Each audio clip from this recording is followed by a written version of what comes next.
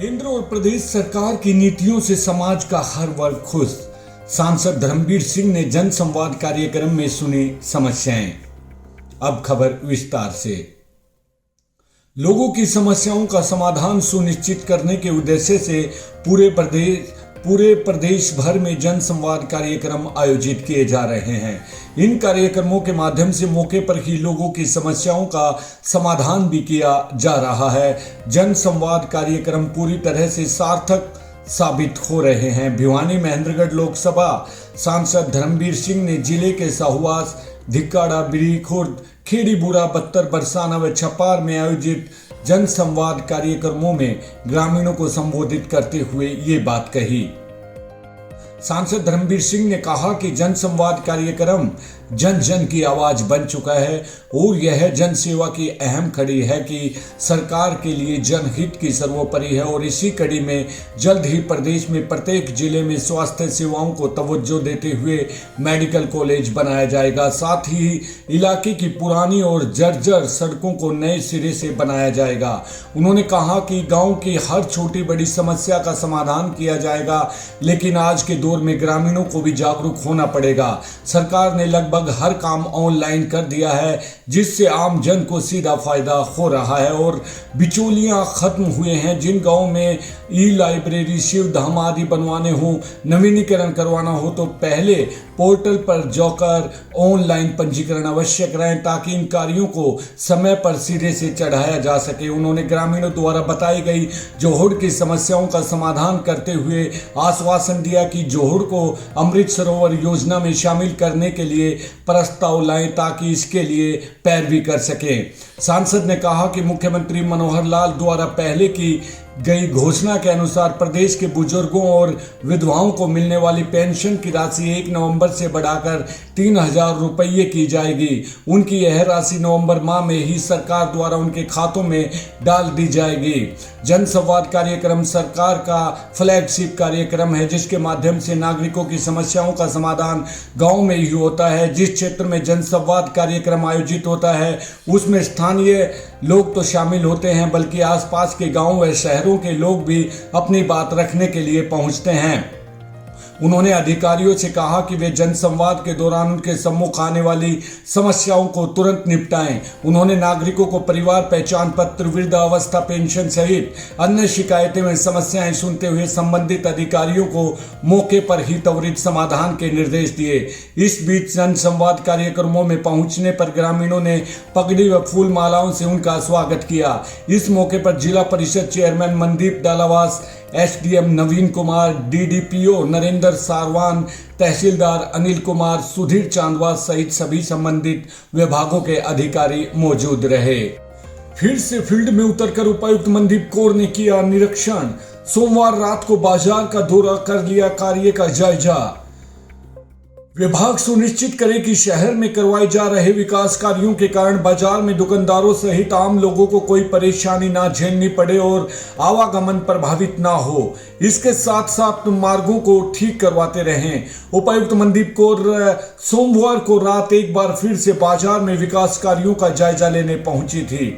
उन्होंने परशुराम चौक से court road और परशुराम चौक से झाड़ू सिंह चौक की तरह किए जा रहे काम का निरीक्षण किया और मौके पर ही जन स्वास्थ्य विभाग को निर्देश दिए कि विकास कार्यों के कारण बाजार में व्यवसाय प्रभावित ना हो तथा ना ही दुकानदार व लोगों को कोई परेशानी हो। किसी भी प्रकार से आवागमन अवरुद्ध नहीं होना चाहिए। उपायुक्त ने मौके पर मौजूद लोगों से बात की और कहा कि दादरी की जनता की भलाई और भविष्य की परेशानियों को दूर करने के लिए ये कार्य किए जा रहे हैं। ऐसे में सभी लोगों को प्रशासन द्वारा करवाए जा रहे इन कार्यों में सहयोग करना चाहिए। विदित है कि दादरी शहर की जल भराव की समस्या के स्थायी समाधान के लिए इन दिनों जन स्वास्थ्य विभाग के माध्यम से युद्ध स्तर पर कार्य करवाए जा रहे हैं। इस समय रेस्ट हाउस पौंड से लेकर वार्ड नंबर 17 तक बरसाती पानी निकासी के लिए पाइपलाइन डाली जा रही है और इसका लगभग आधा कार्य पूरा कर लिया गया है। इसके अलावा किकरवासनी पौंड से चिड़िया रोड एसटेम्बी तक पहुंचे लाइन डाली जा चुकी है। दोनों इस समय रेस्ट हाउस पॉइंट से लेकर वार्ड नंबर 17 तक बरसाती पानी निकासी के लिए पाइपलाइन डाली जा रही है और इसका लगभग आधा कार्य पूरा कर लिया गया है। इसके अलावा किकरवासनी पॉइंट से चिड़िया रोड एसटम्पी तक पाइपलाइन पहले डाली जा चुकी है। दोनों संस्थानों पर पैम्प चैम्बर भी बनाया जाएगा। कहा जा सकता है कि इन दिनों कार्य के पूरा हो जाने पर शहर से जल भराव की समस्या का समाधान हो जाएगा। दिल्ली के कर्तव्य पथ पर पहुंची जिले के सभी गांव की मिट्टी।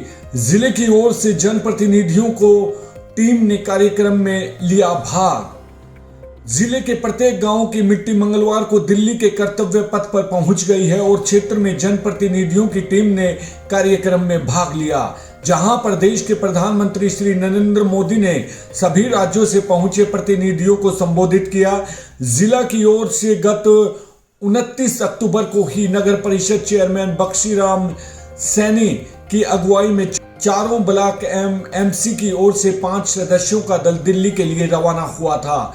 दल के साथ 5 कलशों में जिले के सभी गांवों में एकत्र की गई मिट्टी थी, जिसे प्रतिनिधियों द्वारा दिल्ली के कर्तव्य पथ पर पहुंचा दिया गया है। जिस जिले के प्रतिनिधियों का दल 1 नवंबर को वापस दादरी पहुंचेगा। इस मिट्टी का प्रयोग दिल्ली में कर्तव्य पथ पर अमर शहीदों व बलिदानों की यादों में बन रही अमृत वाटिका के लिए होगा। अपने संदेश में जनप्रतिनिधियों ने कहा कि मेरी माटी मेरा देश के तहत आयोजित इस कलश यात्रा में लोगों में देशभक्ति की भावना को प्रबल किया है और यह अभियान गांव से लेकर राष्ट्रीय स्तर पर चला है। प्रधानमंत्री श्री नरेंद्र मोदी के आह्वान पर पूरे देश भर में मेरी माटी मेरा देश अभियान चलाया गया है। जिला विविध सेवा प्राधिकरण की ओर से 9 नवंबर को लगाया जाएगा mega service camp. Subhash Chowk स्थित संस्कार स्कूल में 10 बजे से होगा कार्यक्रम का आयोजन। जिला विविध सेवाएं प्राधिकरण द्वारा 9 नवंबर को सुबह 10 बजे सुभाष चौक के पास संस्कार स्कूल में मेगा सर्विस कैंप का आयोजन किया जाएगा। इस कैंप में लोगों की समस्याओं के समाधान के साथ साथ विभिन्न योजनाओं के आवेदन भी किए जा सकेंगे। जिला विविध सेवाएं प्राधिकरण के सचिव एवं मुख्य न्यायिक दंडाधिकारी सौरभ कुमार ने बताया कि प्राधिकरण द्वारा समय समय पर इस प्रकार के कैंप आयोजित किए जाते हैं, जिनके माध्यम से लोगों को उनके मौलिक अधिकारों की जानकारी देने के साथ साथ उनका कानून संबंधी मार्गदर्शन किया जाता है। प्राधिकरण की ओर से सरकारी योजनाओं को लेकर भी लोगों की सहायता की जाती है ताकि लोगों की समस्याओं का समाधान किया जा सके और योजनाओं के लिए आसानी से आवेदन भी किए जा सकें। इस कड़ी में आगामी 9 नवंबर को सुभाष चौक के संस्कार स्कूल में मेगा सर्विस कैंप का आयोजन किया जाएगा। कैंप में सरकार की ओर से चलाई जा रही जन कल्याणकारी योजनाओं से संबंधित सभी विभाग स्टॉल लगाएंगे और अपनी समस्याओं का मौके पर ही समाधान किया जाएगा। साथ ही इस कैंप में सरकारी योजनाओं के लिए आवेदन करवाने की सुविधा भी उपलब्ध कराई जाएगी।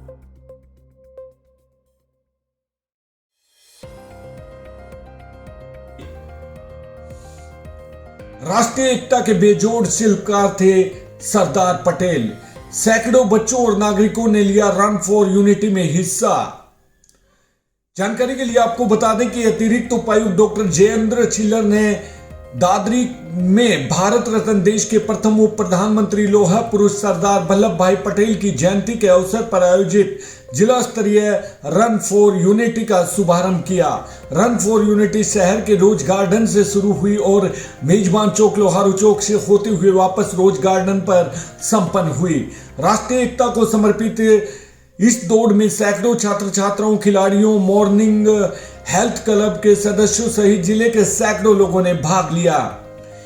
एडीसी ने राष्ट्रीय एकता दिवस के अवसर पर सरदार वल्लभ भाई पटेल को नमन करते हुए कहा कि सरदार साहब ने आजादी के उपरांत देश भर में बिखरी पड़ी 500 से ज्यादा रियासतों को एकता के सूत्र में पिरोया है। वे सही मायनों में राष्ट्रीय एकता के बेजोड़ शिल्प थे। उन्होंने 24 सितंबर 1948 को हैदराबाद रियासत को भारत में शामिल करवाकर आजादी के सपनों को पूर्ण रूप से साकार किया। अतिरिक्त उपायुक्त ने रन फॉर यूनिटी के शुभारंभ से पहले प्रतिभागियों को राष्ट्रीय एकता की शपथ दिलाई। उन्होंने कहा कि वे ऐसे महान स्वतंत्रता सेनानी थे जो भारतीय जनमानस की आत्मा हैं। स्वतंत्रता संग्राम में उनका अतुलनीय योगदान रहा है और आजादी के बाद खंडित देश को भारतवर्ष का स्वरूप दिया है। उन्होंने प्रतिभागियों को इस मौके पर कहा कि उन्हें सरदार पटेल के पद चिन्हों पर चलते हुए हमेशा एक दूसरे का सहयोग करना चाहिए और देश हित को सर्वोपरि रखना चाहिए। इस मौके पर उनके साथ एसडीएम नवीन कुमार, जिला खेल अधिकारी बस्ती राम, डीएसपी अशोक कुमार, डीआरपीओ संदीप हुड्डा, नायब तहसीलदार नरेंद्र, विजेंद्र कोच सहित अनेक गणमान्य व्यक्ति भी मौजूद रहे। सरदार पटेल की दूरदर्शिता के चलते राष्ट्र की एकता व अखंडता कायम। बाडडा आजादी अमृत काल में मंगलवार को देश के पहले उप प्रधानमंत्री तथा गृह मंत्री लौह पुरुष सरदार वल्लभ भाई पटेल की जयंती उपमंडल बाडडा में राष्ट्रीय एकता दिवस के रूप में मनाई गई। एसडीएम सुरेश कुमार ने सरदार वल्लभ भाई पटेल को श्रद्धांजलि अर्पित करते हुए राष्ट्रीय एकता की शपथ दिलाई। उन्होंने कैनाल रेस्ट हाउस से रन फॉर यूनिटी दौड़ को झंडी दिखाकर रवाना किया और कहा कि सरदार वल्लभ भाई पटेल राष्ट्र की एकजुटता के लिए समर्पित थे। वे राष्ट्रीय एकता के अनोखे शिल्पकार थे। उन्होंने देश में लोगों को एकता के सूत्र में पिरोते हुए नव भारत का निर्माण किया, जिसके लिए उन्हें भारत का लौह पुरुष भी कहा जाता है। राष्ट्र उनका सदैव ऋणी रहेगा। उन्होंने राष्ट्रीय एकता की शपथ दिलाते हुए कहा कि हमें आज के दिन राष्ट्र की एकता, अखंडता और सुरक्षा को बनाए रखने का संकल्प लेना चाहिए। यही हमारी ओर से सरदार वल्लभ भाई पटेल जी को सच्ची श्रद्धांजलि होगी। महिला एवं बाल विकास विभाग ने मनाया राष्ट्रीय एकता दिवस। महिला एवं बाल विकास की तरफ से सरदार वल्लभ भाई पटेल की जयंती पर जिले में ब्लॉक स्तर पर कार्यक्रमों का आयोजन किया गया, जिसके तहत महिला एवं बाल विकास परियोजना अधिकारी कार्यालयों में शपथ ली गई। गांव स्तर पर आंगनबाड़ी कार्यकर्ताओं द्वारा प्रभात फेरी निकाली गई। महिला एवं बाल विकास की जिला कार्यक्रम अधिकारी गीता सहारन ने बताया कि राष्ट्रीय एकता दिवस पर बाडडा, दादरी प्रथम व दादरी द्वितीय खंड स्तर पर कार्यक्रमों का आयोजन किया गया था तथा राष्ट्र की एकता, अखंडता बनाए रखने के लिए शपथ दिलाई गई थी और रन फॉर यूनिटी का भी आयोजन किया गया। गांव में भी आंगनबाड़ी कार्यकर्ताओं द्वारा प्रभात फेरी निकाली गई व लोगों को जागरूक किया गया। इस अवसर पर महिला एवं बाल विकास विभाग के सुपरवाइजर व आंगनबाड़ी कार्यकर्ता सहायिका भी साथ में उपस्थित रही।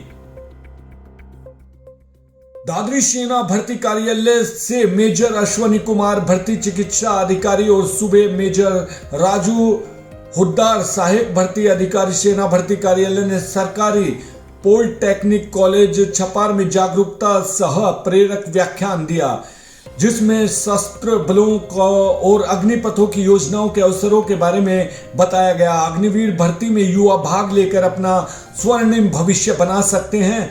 भारतीय सेना में महिलाओं अभ्यर्थियों के लिए अवसर और ऑफिसर एंट्री के बारे में भी मेजर अश्वनी कुमार ने बताया कि अधिकारियों ने नए भर्ती नियमों के बारे में जानकारी देते हुए ये भी कहा कि 2023-24 से भर्ती प्रक्रिया में पहले ऑनलाइन कंप्यूटर आधारित लिखित परीक्षा आयोजित होगी और परीक्षा में उत्तीर्ण आवेदन और चिकित्सा जांच में बुलाया जाएगा। इच्छुक युवा अगली भर्ती के लिए www.jawainarmy.in वेबसाइट पर आवेदन कर सकेंगे। नए भर्ती नियमों के अनुसार अब एनसीसी सर्टिफिकेट वालों को भी परीक्षा में शामिल होना पड़ेगा और उन्हें 20 नवंबर का बोनस दिया जाएगा। अग्निवीर तकनीकी अभ्यर्थियों के लिए बोनस अंकों की जानकारी भी दी गई है। इस संदर्भ में विभिन्न पदों की जानकारी देते हुए मेजर अश्वनी कुमार ने बताया कि पिछले साल से अग्निपथ योजना में आईटीआई के छात्रों को बोनस अंक भी दिए जा रहे हैं, जो 10वीं प्लस 2 साल का आईटीआई कोर्स के लिए 20, 10वीं प्लस 2-3 वर्ष का डिप्लोमे के लिए 30 और 12वीं प्लस 1 साल आईटी कोर्स के लिए 30, 12वीं प्लस 2 साल के आईटीआई कोर्स के लिए 40 और 12वीं प्लस डिप्लोमे के लिए 50 अंक हैं। 4 साल की सेवा पूरी होने के बाद अग्निवीरों को सेवानिधि पैकेज 10.7 लाख का भुगतान किया जाएगा। 10वीं पास युवा अग्निवीर को कक्षा 12वीं की प्रमाण पत्र दिया जाएगा, जिनके आधार पर इच्छुक युवा अपने उच्च स्तर की पढ़ाई पूरी कर सकेंगे। व्याख्यान के अंत में छात्रों ने काफी प्रश्न और शंकाएं पूछे, जिनका जवाब दिया गया। दोस्तों आप देख रहे थे पीपीटी न्यूज और मैं हूं आपके साथ संजय रामफल। अगर आपने हमारे चैनल को सब्सक्राइब नहीं किया है तो अच्छी बेहतरीन खबर देखने के लिए हमारे चैनल को सब्सक्राइब करें।